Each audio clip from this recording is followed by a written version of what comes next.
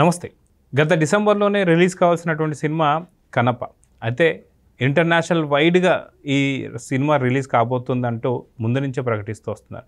అయితే చాలా కాలం తర్వాత ప్రభాస్ లుక్ మాత్రం ఈరోజు బయటకు వచ్చింది. మొత్తానికి లుక్ ఎలా ఉంది ఏంటి అనే దానిపై మనతో పాటు సీనియర్ జర్నలిస్ట్ హేమ్ సుందర్ గారు ఉన్నారు.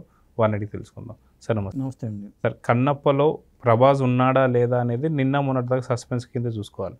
మొత్తానికి ఒక కళ్ళు చూపించడం ఇవన్నీ కూడా ఫస్ట్ గ్లిమ్స్లో మనం చూసాం, కానీ తర్వాత మాత్రం చాలా కాలం తర్వాత ఫుల్ మనకి లుక్ అయితే వచ్చింది. సో మీకు ఎలా అనిపించింది అంటే ఏం చెప్తారు? లుక్ పరంగా చూసుకుంటే నాకైతే బాగానే ఉంది, కానీ బయట మాత్రం ట్రోల్స్ ఎక్కువైపోయినాయి. ఇప్పుడు ఆదిపురుషు టైంలో ఎలా ట్రోల్స్ వచ్చినాయో ఆ స్థాయిలోనే ఇప్పుడు ట్రోల్స్ వస్తున్నాయి. అంటే ఆ ప్రభాస్ లుక్ని నాగార్జున శివుడి పాత్ర గెటప్ ఒకటి ఉంది ఎట్లాంటిది.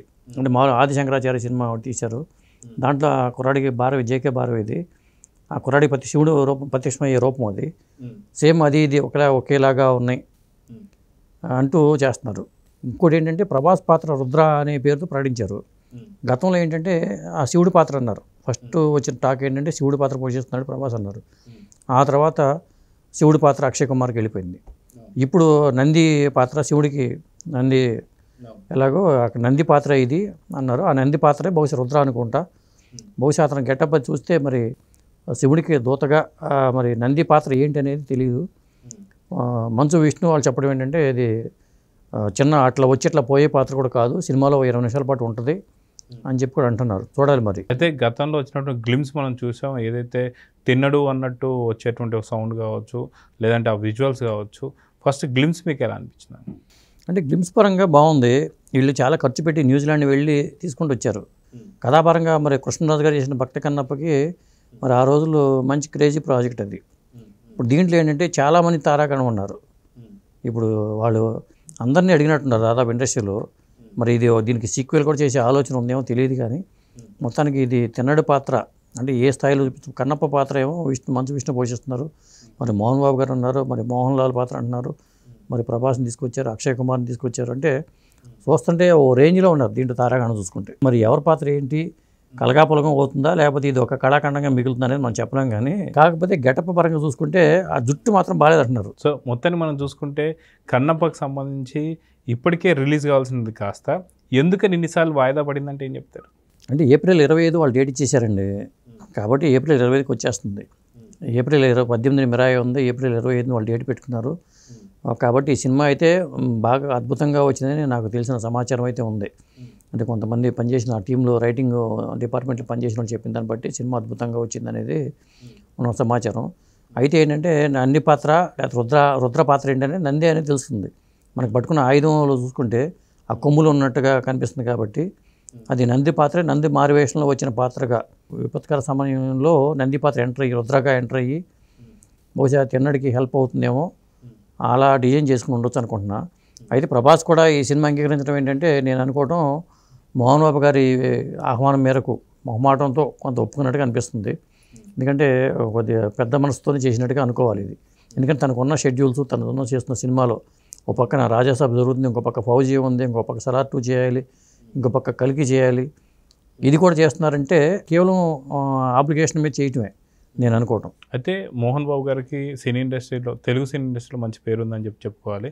సో ఆయన చాలామంది ఆర్టిస్టులు ఎవరైతే ఉన్నారో వాళ్ళందరినీ కూడా కొంత ఆయనకు సంబంధించి ఆయనతో మాట్లాడుతుంటారు, కాబట్టి పేరు పోకూడదని చెప్పి చేశారని చెప్పి చాలామంది అంటున్నారు. నిజం అనుకోవచ్చు? అయ్యుండొచ్చు. ఎందుకంటే ఇప్పుడు వాళ్ళు నిర్మాణ పరంగా ఈ మధ్యకాలం సక్సెస్ లేవు. వాళ్ళు లక్ష్మీప్రసన్న బ్యానర్కి సక్సెస్లు కూడా తగ్గిపోయినాయి. అందుకని కొత్త బ్యానర్ మీద మంచు విష్ణు రిస్క్ చేసి పెద్ద బడ్జెట్తో చేస్తున్న సినిమాగా దీన్ని చెప్పాలి. కాకపోతే ప్రభాస్ లుక్కిన తర్వాత దీని మీద ఒక బజ్ క్రియేట్ అయింది సినిమా మీద. ఇంకొకటి ఏంటంటే చాలామంది ట్రోల్ చేసే అంశాలు ఇంకోటి ఏంటంటే శివుడి పాత్ర అన్నారు కదా, అట్లా రుద్ర పాత్ర ఇచ్చారేంటి అని కొంత ప్రభాస్ అభిమానులు కూడా కొంత కోపంగా ఉన్నారు. ఆ ట్రోల్స్లో అవి కూడా కామెంట్లు ఎక్కువగా అలాంటివి కూడా వస్తున్నాయి.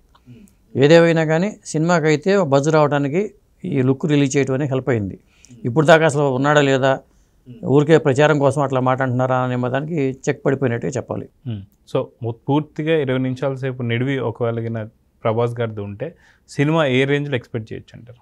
ప్రభాస్కి 20 నిమిషాలు నిడివి ఉండి మరి అక్షయ్ కుమార్ పాత్ర కూడా నిడివి ఉన్న పాత్ర అవుతుంది. ఎందుకంటే తిన్నడికి ప్రత్యక్షమయ్యి ఆయనకి వరాలు ఇవ్వాలి, కాబట్టి అక్షయ్ కుమార్ పాత్ర కూడా కీలకం అవుతుంది. ఈ లెక్కను చూసుకుంటే సినిమా నిడివి కూడా బాగా పెరిగే అవకాశం కనిపిస్తుంది. ఈ మధ్యకాలంలో 3.5 గంటల సినిమాలు ఎక్కువైపోతున్నాయి కాబట్టి బహుశా కన్నప్పని అలాగే తీసే అవకాశం కనిపిస్తుంది. ఎందుకంటే మరి మిగతా నటులు చాలామంది ఉన్నారు ఆ పేర్ల పరంగా చూసుకుంటే. కాబట్టి ఒక భారీ సినిమానే చెప్పాలి. ఆ విధంగా ప్రభాస్ లుక్తో బజ్ అయితే క్రియేట్ అయింది.